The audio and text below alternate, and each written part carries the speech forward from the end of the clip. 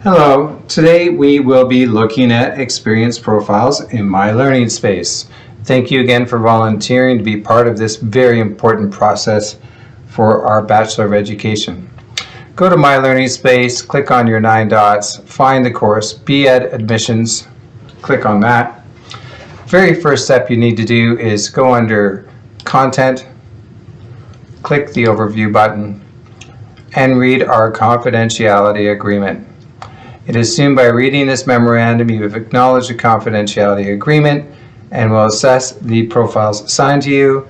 You will treat this privileged data information acquired through your role as an assessor of experience profiles.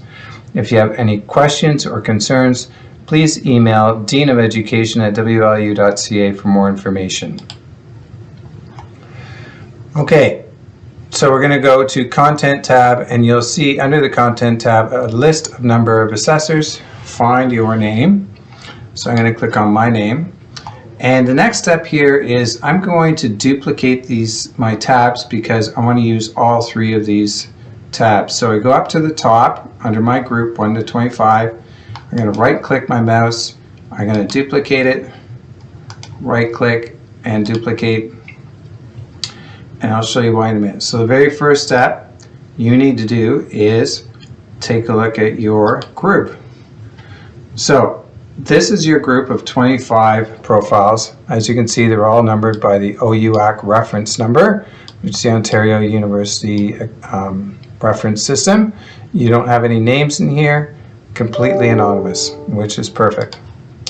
Then you go through this and you read Batch 1, File 1, Background. Each profile will have a background piece and a motivation piece.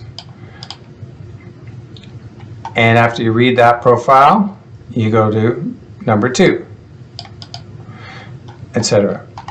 Now, one of the things I've learned in doing this over the years is you really need to read this entire profile and think about it holistically. I'm going to go back up to my second tab, and I'm going to open up the profile scores. I'll go back to the third tab, and I'm going to open up the third piece that I have, which is the rubric for the experience profile. One thing I found doing this process is you do not need to print paper. You can do all of this electronically off a computer screen. The rubric itself is a little big. You can manipulate your screen. You can minimize this a little bit using the Command negative key and try and get it all on one page. And here you've got it all on one page. So on the left-hand side, it's your criteria in red: instructional experience, relevance, teaching knowledge, written expression, empathy and compassion, equity, diversity and inclusion, and community connections leadership. And here is your point system. Goes from 1 to 8 for each of these criteria. For example, if you look at instructional experience, 1 to 2 points, participated in non-instructional program, i.e. they're not teaching, minimal responsibility, planning, instruction, and assessment, versus a 7 to 8, which has planned and delivered several different instructional educational programs with responsibility for assessment. Really, when you look at proficient and exemplary, there's a landing here between 1 instructional educational versus several. Both of these have an assessment piece. If there's no assessment, like they're just a counselor but they're not doing anything else, kind of lands in here. Relevance of experiences is directly related to the grade they're applying to. Because we are JK to 10, it's the JK to 10 experience. So if it's minimal experience or relevant experience but outside of the range, it's low. It's like a 1 to a 4. It gets higher if they actually get inside the range. 1 experience or several gets a little higher. Teaching knowledge, again, reading this holistically, you get a pretty good idea of types of teaching they've done and the type of knowledge they have with education, and you can see the look for us. Written expression is a holistic mark based on conventions employed in the text. Empathy and compassion, again, a holistic mark. What's your impression in terms of evidence of care, compassion, interest for the students? Equity, diversity, you're looking for engagement with equity-related issues and experiences with equity-deserving groups. And community connections. Are they involved in the educator-related program to build capacity as a member of a team, or they have a leadership role, or they do some collaboration, or they have minimal experience? And so I go back up to my tabs up top, and this is your rubric, scoring rubric, and what you need to do is download this and click on the download, and you'll eventually upload this into the Dropbox. And it comes up. I'm going to enable editing for this. And the interesting thing about this is just based on the rubric. There are chevrons or little arrows that go live when you click inside the field. You'll see it there. And it gives you the drop-down number for each of these. And when you fill this out, you can see that at the far right side, it's automatically adding the total score for you. You don't have to worry about doing the math. So you just click on each of these chevrons and fill it out.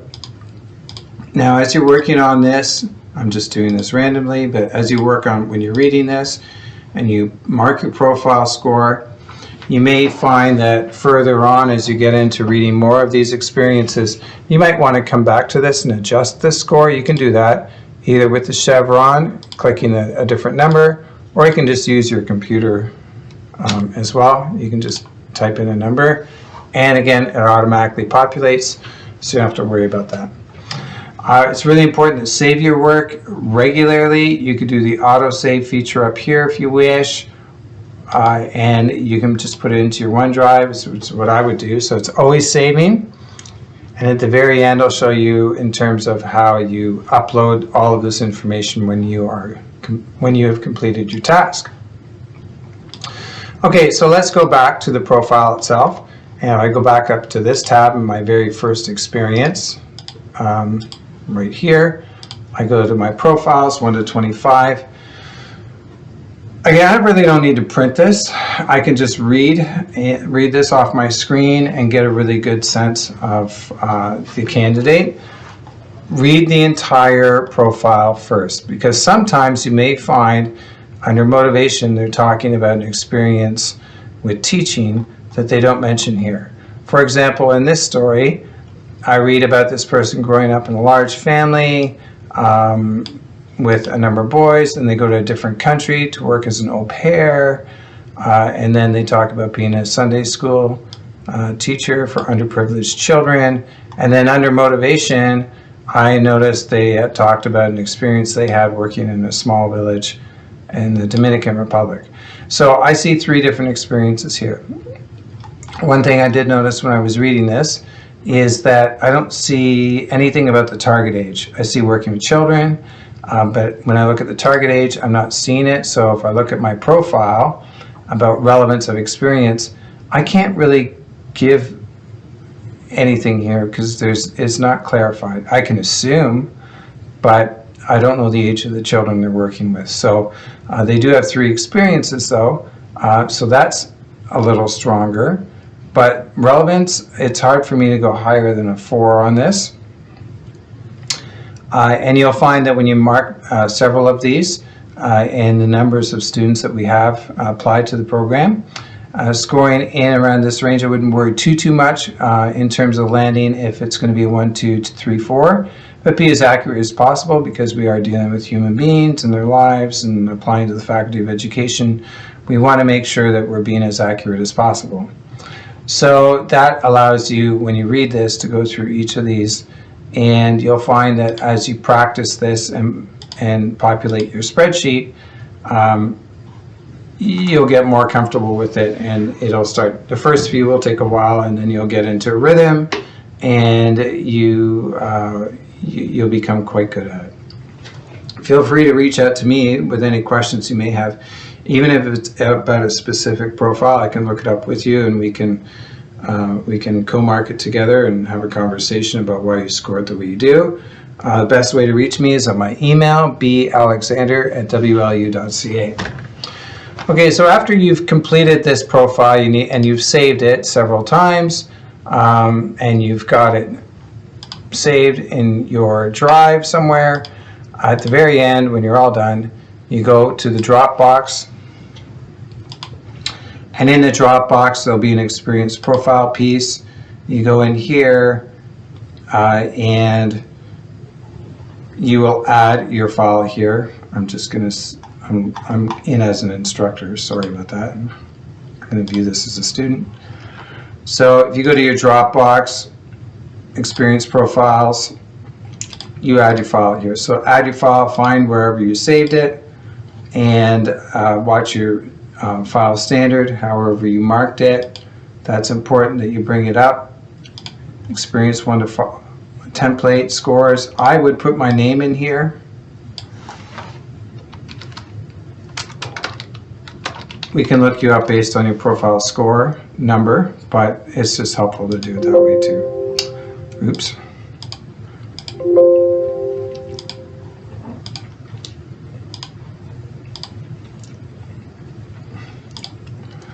So again, you add it, follow the blue button, so you have to do a couple submits and click done.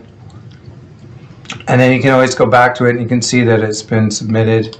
And as this populates, you'll see more and more come in, and you can actually view the Dropbox and make sure it is in there and see that it's been done and submitted. So that's it for experience profiles. Good luck, and thank you again for volunteering your time to conduct these very important assessments. Don't move, don't talk, got a time, don't think, don't worry, everything's just fine. Just fine.